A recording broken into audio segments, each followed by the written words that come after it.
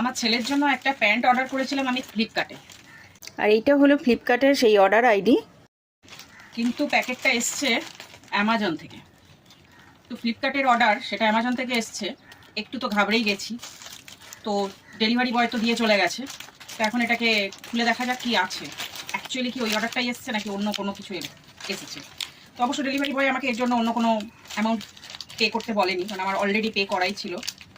তো এখন দেখে নেব অর্ডারটা ঠিক আছে কিনা। Oh my god!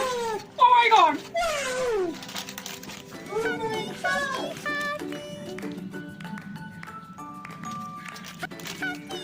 এই তো সত্যি সত্যি লেগিস কুর্তি। আমি তো অবাক, সত্যি আমি জানি না এটা কে পাঠিয়েছে, এখনো আমি জানি না। তো